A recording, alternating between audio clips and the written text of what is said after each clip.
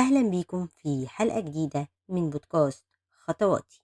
اتكلمنا في الحلقة اللي فاتت عن الكراكيب، وقلنا قد ايه ان موضوع الكراكيب ده طلع مرض التعلق بالأشياء. احنا بنبقى متعلقين في الحاجة ومش عايزين نسيبها. النهاردة هنكمل الجزء التاني من موضوعنا بعنوان روبابيكيا. روبابيكيا ده لفظ معناه الحاجات القديمة. تلاقي واحد معدي في الشارع يقولك روبابيكيا، الناس تديله الحاجات القديمة اللي مش عايزينها ومستغنيين عنها. النهاردة عايزين نتكلم عن ربابيكية حياتنا. يعني ايه ربابيكية حياتنا؟ أحيانا كتير في حاجات في حياتنا ملهاش لازمة، وهنا بنتكلم عن الحاجات المعنوية. بمعنى أشخاص ربابيكية في حياتنا، وجودهم ملوش أي 30 لازمة، بس متعلقين فيهم.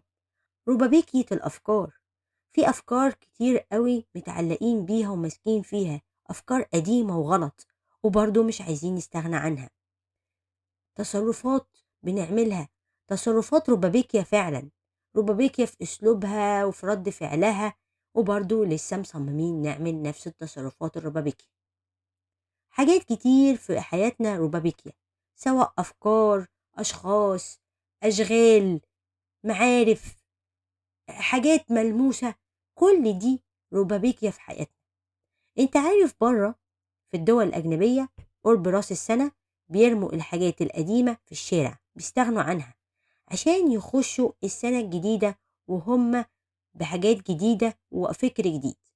تعالى النهاردة نبتدي نقرر ان احنا نستغنى عن الربابيكيا المعنوية في حياتنا، من اشخاص غلط، افكار ممكن تأذيني، تصرفات بتوديني ورا. تعالى نمسك حاجة حاجة. ربابيكية التعلق بالاشخاص، في ناس وجودها في حياتنا ربابيكيا ملهمش اي لازمة، ده بالعكس ممكن يكونوا بيأثروا بالسلبي على حياتنا. تعالى مع بداية سنة جديدة نقرر إن إحنا نبعد الشخصيات دي عن حياتنا. تخيل كده الإنسان الناجح والناجح في حياته، أنا بتكلم عن الحياة الاجتماعية، دايما محاط بالشخصيات الإيجابية، الشخصيات المفرحة المبسوطة الإيجابية. لما تيجي تخش السنة الجديدة قرر إن أنت الربابيكيا القديمة، الأشخاص اللي تأثيرهم سلبي في حياتك شيلهم خالص من حسابات السنة الجديدة. ربابيكيا الأفكار، عندنا دايما جزء كده ربابيكي أفكار، أفكار قديمة، أفكار غلط، أفكار بتأذينا، بس برضو ماسكين فيها، ماسكين فيها تحت بند أصل أنا اتربيت كده، أو أنا شفت كده، أو ده الصح، مع إنه بنسبة كبيرة بيكون ربابيكية الأفكار دي غلط. تعال نبص على وجود الربابيكية بتاعت الأفكار دي هتأثر عليك إزاي. هتأثر عليك إن أنت مش هتتطور في شخصيتك ولا في تفكيرك ولا في عقلك، وهتفضل لسه قاعد في الربابيكيا القديمة بتاعت الأفكار. عايز تنجح في حياتك تخلص من ربابيكيا الأفكار القديمة، أفكار مغلوطة، تصرفات غلط، مرتبطة بذكريات معينة. كل ده مع أول السنة الجديدة ابتدي اتخلص من ربابيكية الأفكار. تالت حاجة ربابيكية التعلق بالذكريات القديمة المؤلمة. في أشخاص دايما حاطين الذكريات المؤلمة قدامهم، ده بالعكس بيفكروا فيها يوميا.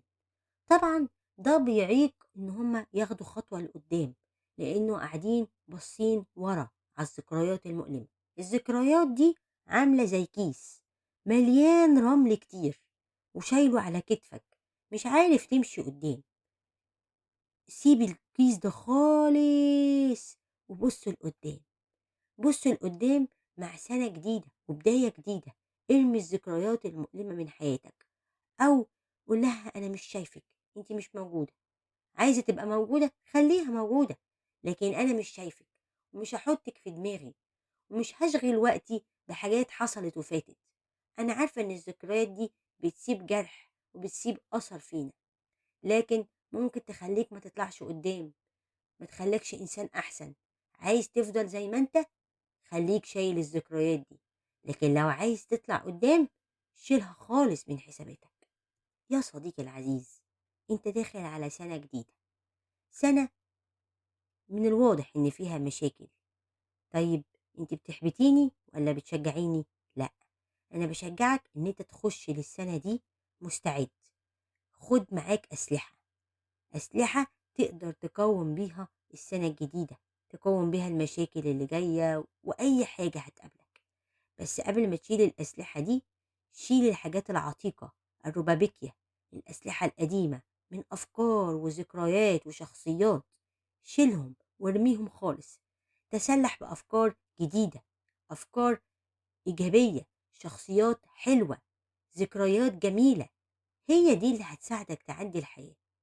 اللي هيخلّيك تعدّي الحياة فعلًا هي الحاجات الحلوة، هي دي الأسلحة اللي تخُش بيها السَنة الجديدة. خُد قرار معايا النهارده إن أنت تبعد عن الرُبابيكيا القديمة اللي مبهدلة حياتك، وإن أنت تستعد لسَنة جديدة. هاقول لك على اقتراح كانوا بيقولوها لنا بعض الأشخاص الحُكَما في حياتي. خُد يوم أجازة، ساعة كده في اليوم ده، تكون هادي جدًا، تقفل على نَفْسك باب أوضتك وتقعد تفكّر، أنا عايز إيه في السَنة الجديدة؟ عايز أغيّر إيه؟ عايز أرمي إيه؟ اعمل لستة بالربابيكيا من أشخاص وذكريات وأفكار وتصرفات، واعمل لستة جديدة. أنت نفسك تعمل إيه وتحقق إيه، وبلاش تدي نفسك أحلام وطموحات كبيرة. ابتدي بحاجات صغيرة قوي. عايز مثلا أحوط نفسي بناس حلوة، عايز أبعد عن شخصيات مضايقاني، عايز آكل أكلة نفسي فيها من زمان، عايز أقضي وقت ممتع، عايز أتبسط، عايز لما أقوم الصبح أكون مبسوط.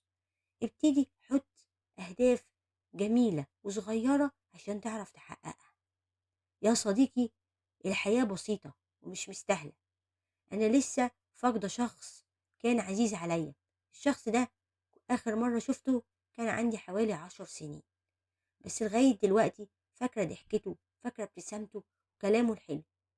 جايز بقالي أكتر من 20 سنة ما شفتهوش، بس خبر وفاته فكرني بكل حاجة حلوة هو كان بيعملها في حياتي.